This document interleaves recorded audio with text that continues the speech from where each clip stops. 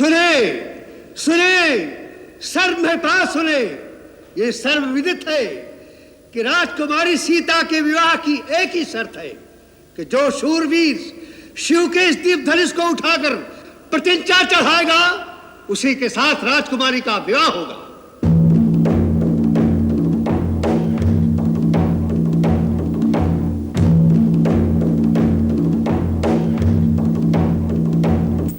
अब यह स्वयंवर का कार्य आरंभ किया जाता है।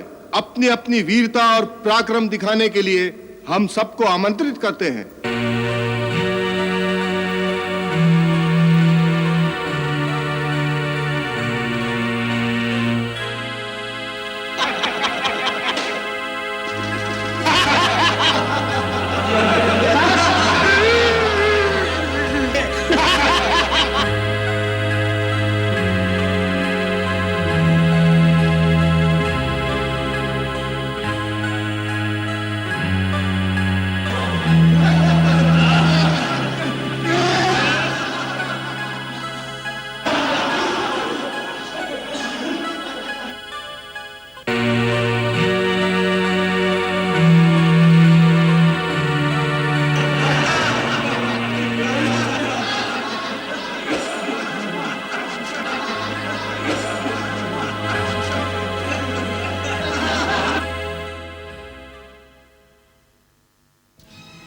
देश देश और द्वीप द्वीप के बड़े बड़े राजा और राजकुमार मेरा प्रण सुनकर इस स्वयंवर में आए हैं, परंतु मुझे बड़े दुख से कहना पड़ता है कि अपने आप को परम पराक्रमी, रणधीर, शूरवीर कहलाने वाले इन सब लोगों की भीड़ में सच्चा वीर एक भी नहीं निकला। बस महाराज बस, इतनी लज्जाजनक और अनुचित बात कहने से पहले आपको यह याद नहीं आया कि इस सभा में सूर्यवंशी रघुकुल नंदन श्री राम भी बैठे हैं। महाराज जनक, जिस सभा में रघुवंशियों में से एक भी बैठा हो उस सभा में इस तरह की बात करने का कोई साहस भी नहीं करता, और आप तो रघुकुल नंदन श्री राम के सामने वीरता की चुनौती दे रहे हैं। लक्ष्मण, मुझे क्षमा कीजिए भैया, मुझसे आपका अपमान नहीं सहा गया। शांत हो वत्स, अपने आसन पर विराजो।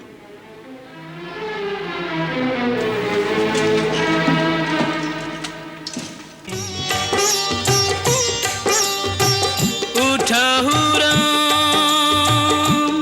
भंजहु भव चापा, मेटहु तात जनक परितापा।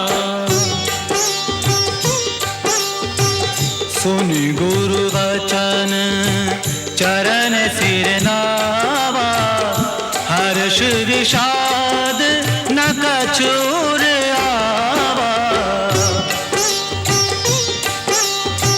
सहज ही चले सकल जग स्वामी, मन मंजुवर कुंजर गामी।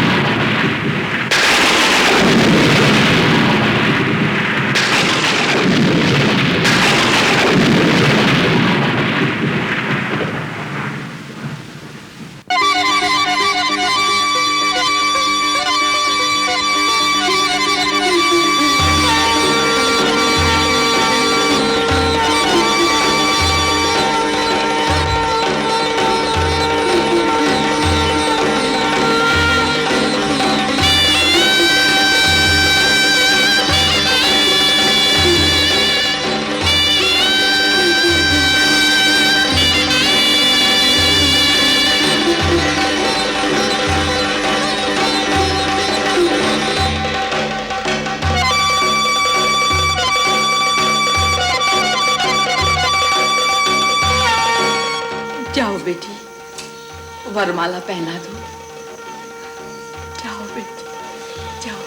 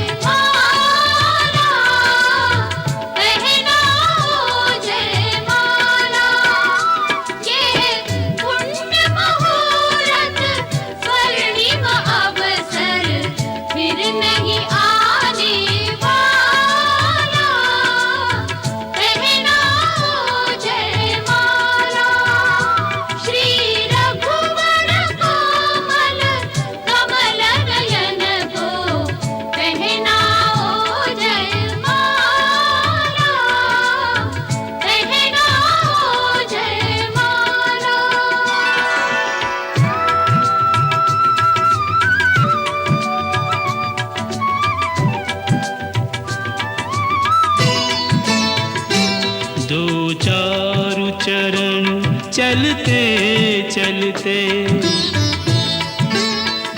श्री रघुवर तक ऐसे पहुँचे, ज्यों छुई हुई के पल्लव हो, सिमटे सिमटे सकुचे सकुचे, सिमटे सिमटे सकुचे सकुचे। श्री राम चकित चितवे सीता का अद्भुत रूप निराला, पहनाओ जयमाला श्री रघुवर कोमल कमल नयन को, पहनाओ जयमाला, पहनाओ जयमाला। ये पुण्य मुहूर्त स्वर्णिम अवसर फिर नहीं आने वाला, पहनाओ जयमाला श्री रघुवर कोमल कमल नयन को, पहनाओ जयमाला, पहनाओ जयमाला।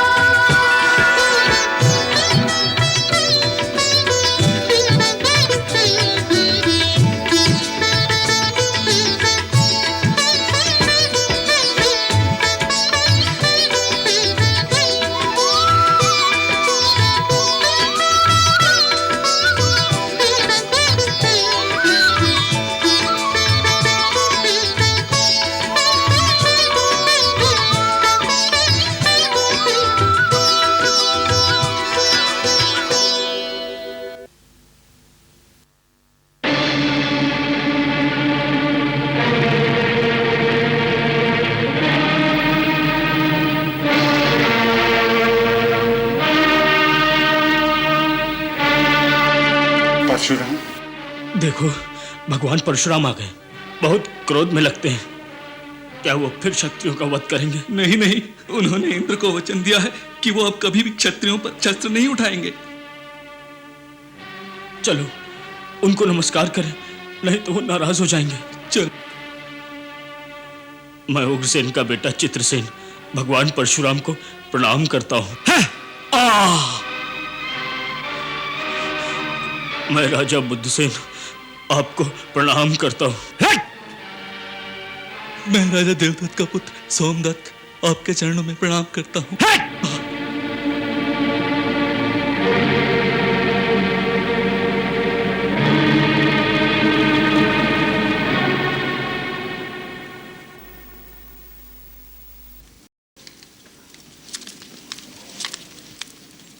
मैं हर्षवलोमा का पुत्र जनक भगवान परशुराम के चरणों में प्रणाम करता हूं।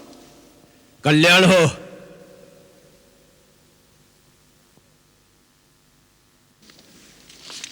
ये है मेरी पुत्री सीता, आपका आशीर्वाद चाहती है। सौभाग्यवती भव।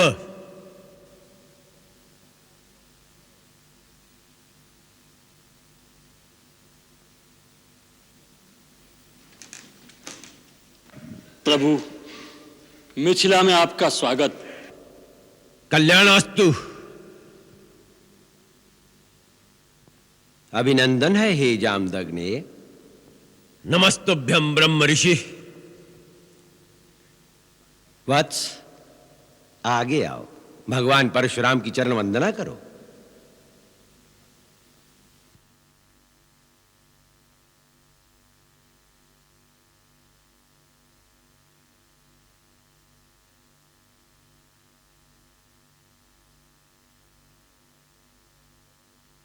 अपना परिचय नहीं दिया तुम दोनों ने। आप तो स्वयं भगवान कहलाते हैं और भगवान को अपने हर भक्त की पहचान होती है। यही सोचकर कि आप अपने इस दास को तो जानते ही होंगे, परिचय देना आवश्यक नहीं समझा। ये अयोध्या नरेश दशरथ के सुपुत्र राम और लक्ष्मण हैं। आप बड़े शुभ अवसर पर पधारे हैं भगवान। आइए, आसन ग्रहण कीजिए। इन मीठे स्वागत वचनों से तुम हमें बहला नहीं सकते मूढ़ जनक। हम महेंद्र पर्वत पर तपस्या कर रहे थे कि शिव धनुष के टूटने की घोर ध्वनि का स्वर सुनाई दिया। हम ये जानने आए हैं कि हमारे आराध्य भगवान शिव के धनुष को तोड़ने का दुस्साहस किसने किया है। बोलता क्यों नहीं मूर्ख? बता बता, किसकी मृत्यु हमें यहां लेकर आई है?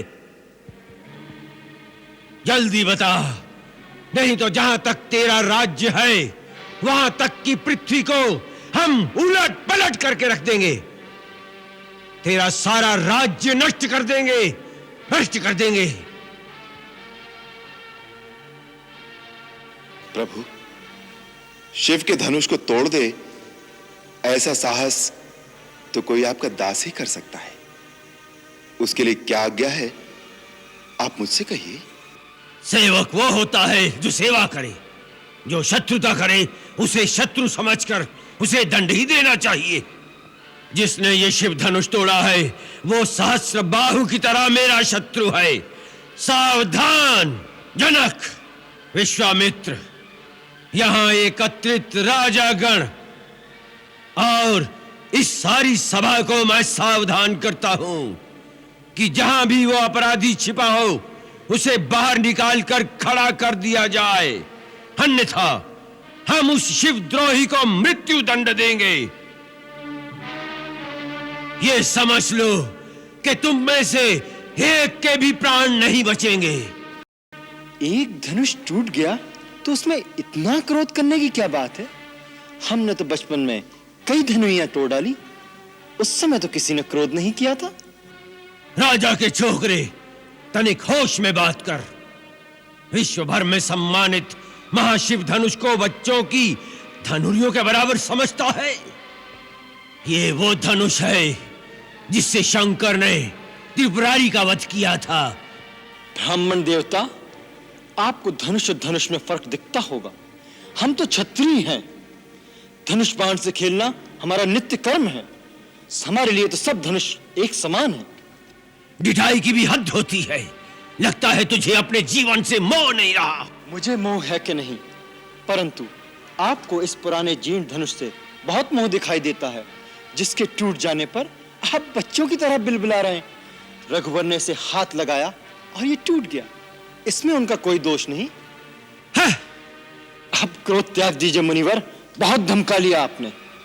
लगता है कि तू अपनी माता को निपूती बनाना चाहता है। मैंने तो तुझे बालक समझकर अब तक जीवित छोड़ रखा था, और मैं आपको एक ब्राह्मण समझकर आपके ऊपर हाथ नहीं उठाना चाहता। हमारे कुल में ब्राह्मणों का वध नहीं किया जाता, उनकी रक्षा की जाती है। शठ अशिष्ट निरंकुश बालक, कदाचित तूने मुझे केवल एक वेद पाठी ब्राह्मण समझ रखा है। तू नहीं जानता कि मैं क्षत्रिय कुल नाशक, बाल ब्रह्मचारी, अति क्रोधी वह परशुराम हूं जिसने कई बार इस पृथ्वी को क्षत्रियों से विहीन कर दिया। क्षत्रिय राजाओं का सकल नाश करके यह पृथ्वी बार बार ब्राह्मणों को दान कर दी है। इस फरसे से मैंने सहस्र बाहु की भुजाओं को काटा है। इसी फरसे से मैंने बार बार क्षत्रियों का लहू पिया है और आज तुम्हारे लहू से इस फरसे की प्यास बुझाई जाएगी। आप बार बार मुझे डरा रहे हैं तो ऐसा लगता है जैसे एक बालक फूंक मारकर पर्वत उड़ाने की चेष्टा कर रहा हो। ब्राह्मण देवता जो वीर होते हैं वो अधिक बातें नहीं करते, वार करते हैं। ये कायर पुरुषों की निशानी है कि युद्ध करने की बजाय वो अपनी शान में बड़ी बड़ी बातें बघारने लगते हैं। विश्वामित्र, यदि इस उद्दंड बालक की रक्षा चाहते हो तो इसे हमारी आंखों से दूर ले जाओ। आप आंखें बंद कर लीजिए प्रभु, मैं दिखाई नहीं दूंगा। विश्वामित्र, इसे हमारे क्रोध और पराक्रम की शक्ति बताओ। अपनी गुण गाथा आप स्वयं इतनी अच्छी सुना लेते हैं कि दूसरे की आवश्यकता ही नहीं। अभी तक अपनी महान गाथा गाते गाते दिन नहीं भरा हो तो सुना लीजिए कि किस तरह आपने एक कर्तव्यवीर कुमार के दोष पर क्रोध में आकर लाखों निर्दोष क्षत्रियों को संहार कर दिया, पिता का ऋण कैसे चुकाया, माता का गला इस फरसे से कैसे काट दिया। सुनाइए सुनाइए अपने महान कार्यों की पूर्ण कथा। बस बहुत हो गया, अब कोई मुझे दोष न देना। ये बालक अब निश्चय ही मरणहार है। आश्चर्य है कि मेरे कुठार के सामने आकर भी अब तक जीवित कैसे रहा। ये मुझे भी आश्चर्य है कि मेरे देवतुल भैया को मृत्युदंड देने की बात कोई मेरे सामने करे और वह मेरे बाणों से अब तक बचा रहे। लक्ष्मण,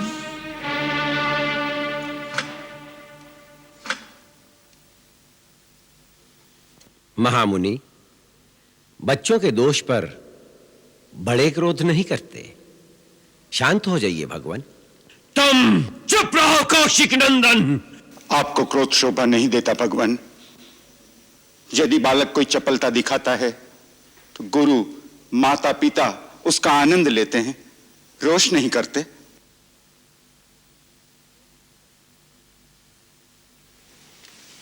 भगवान, आप तो सहज सुजान हैं।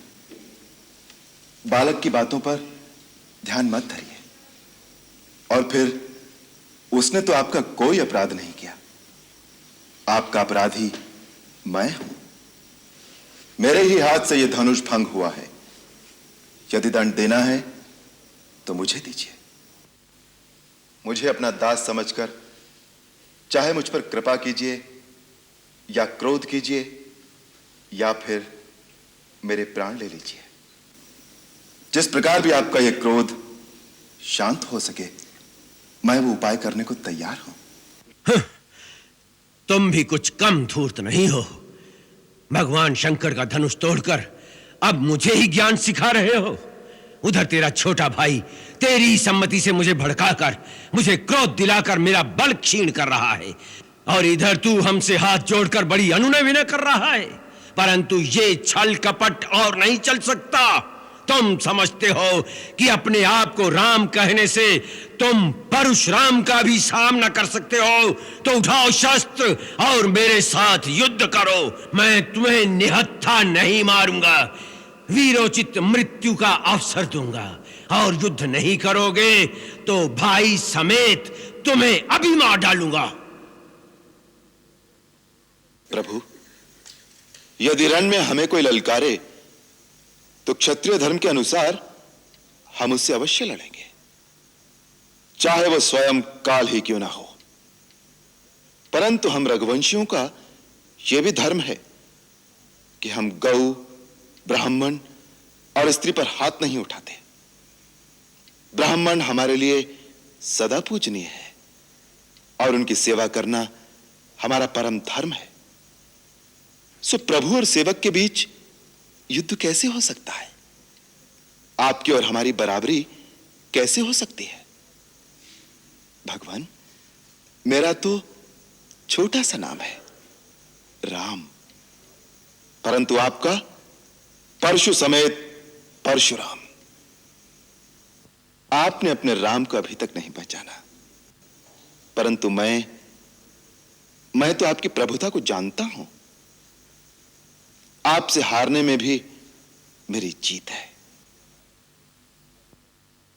विप्रवंश की असप्रभुताई अभय हो ही जो तुम्हें डराई।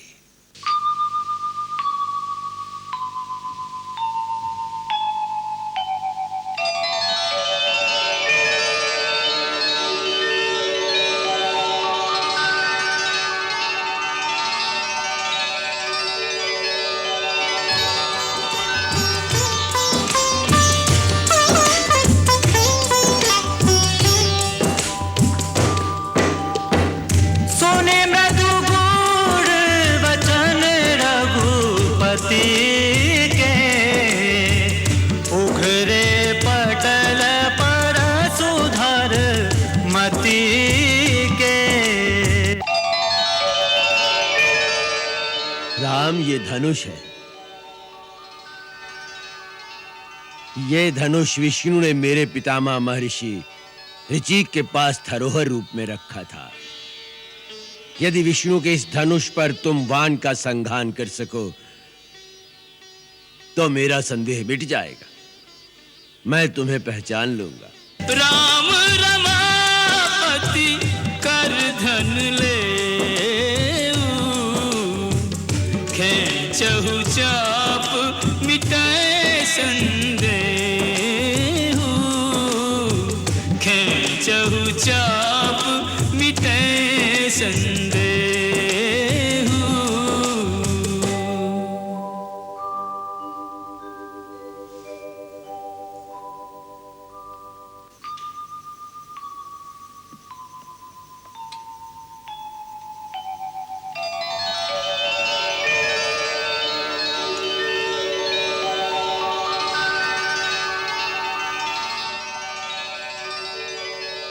रघुनंदन, आप जानते हैं कि यह दिव्य वैष्णव बाण कभी खाली नहीं जाता, परंतु एक तो आप ब्राह्मण हैं और दूसरे गुरु विश्वामित्र की बहन के पौत्र हैं, इसलिए मैं यह अमोघ बाण आप पर नहीं छोड़ सकता।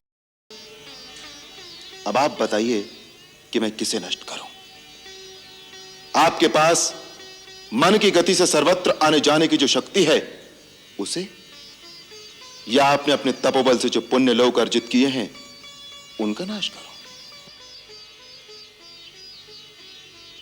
हे रघुनंदन, मेरी आवागमन की शक्ति का नाश न कीजिए, क्योंकि मैंने जब अपने गुरु कश्यप जी को ये सारी पृथ्वी दान की थी तो उन्होंने मुझे कहा था कि अब तुम मेरे राज्य में नहीं रह सकते। तब से मैं कभी भी पृथ्वी पर रात्रि में विश्राम नहीं करता। मुझे रात को महेंद्र पर्वत पर जाने के लिए उस शक्ति की परम आवश्यकता है, परंतु आप इस अमोघ बाण से हमारे पुण्य लोकों का नाश कर दीजिए, जिसके साथ नाश हो जाएगी हमारी कीर्ति, हमारा अहंकार और अहंकार जनित हमारा क्रोध। राम, इसे पूर्व दिशा में छोड़ दो।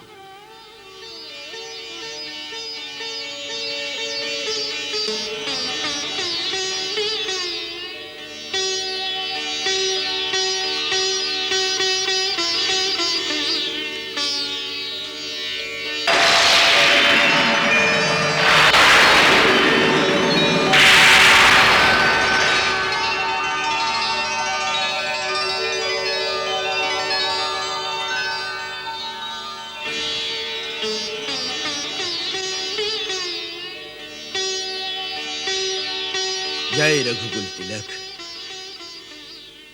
तुम्हारी जय हो।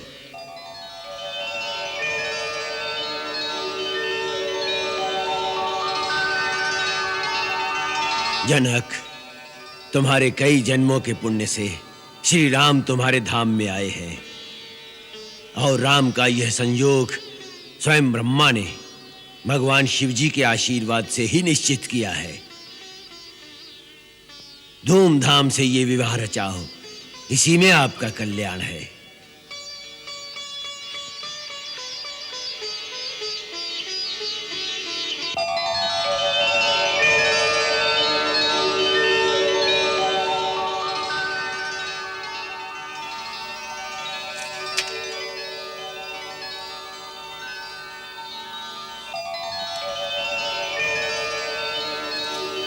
राम, तुम्हें पाकर हम धन्य हो गए। मुझे अपना पुत्र समझकर मुझ पर अपना स्नेह बनाए रखिएगा, मेरी भूल चूक को क्षमा करते रहिएगा। तुम्हारा सदा कल्याण हो बेटा। ब्रह्मर्षि, तुम्हारे प्रसाद से श्री राम ने धनुष भंग करके मेरा प्रण पूरा करके मुझे कृतार्थ कर दिया।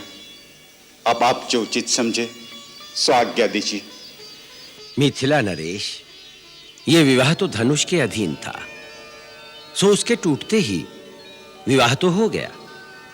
तथापि तुम अपने कुल की रीति के अनुसार अपने कुल के बड़े बूढ़ों और गुरुजनों से पूछकर ही सारा काम करो, और अयोध्या में दूत भेजकर महाराज दशरथ को कहो कि वो बारात सजाकर जनकपुरी पहुंचे। जो आज्ञा।